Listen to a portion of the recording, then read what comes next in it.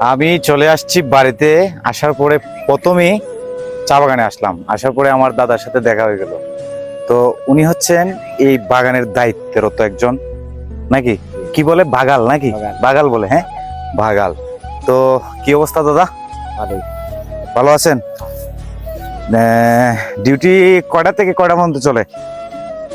তো 2টা থেকে মনে করো 10টা পর্যন্ত, আর একটা আছে মনে করো 6টা থেকে 2টা পর্যন্ত। 2টা পর্যন্ত। আচ্ছা, আপনার ডিউটি কয়টা থেকে কয়টা পর্যন্ত? আমার ডিউটি মনে করো পড়ছে মনে করো 2টা থেকে 6টা। 2টা থেকে 6টা।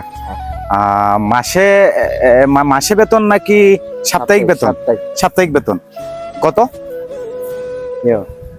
আমি মাইনে- আপনাদেরকে বলতেছি, উনারা কিন্তু চা শ্রমিক। হ্যাঁ। আর চা শ্রমিক উনারা কিন্তু বাগানের ডিউটির কাজ করে।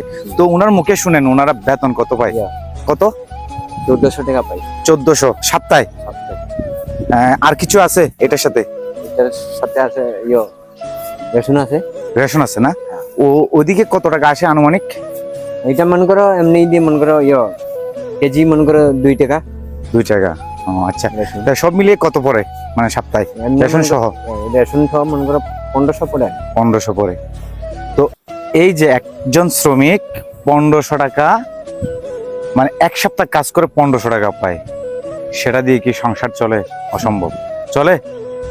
তারপরও কিছু করার নাই, মানতে হয় নাকি? মানতে হয়। এটা তো কোম্পানির জায়গা, বুঝেন? কোম্পানি, হ্যাঁ কোম্পানি রাখছে আপনাদেরকে কাজের জন্য, কিন্তু বেতনটা একটু কমে যাচ্ছে নাকি?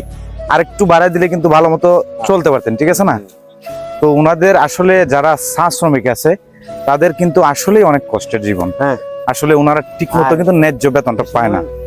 যে সময় নামটা কাটি দিব, হ্যাঁ, নাম কাটার পরে মনে করো 2 লাখ 3 লাখ টাকা পাইবে। পরবর্তীতে মানে এটা ওই পেনশনের মতো আর কি। হ্যাঁ পেনশনের। হ্যাঁ, পেনশনের মতো। আচ্ছা, যাই হোক, আপনার জন্য শুভকামনা রইলো। আর আমার অডিয়েন্সের জন্য কিছু বলে দেন। সবাইকে মনে করো আমি ধন্যবাদ জানাইলাম।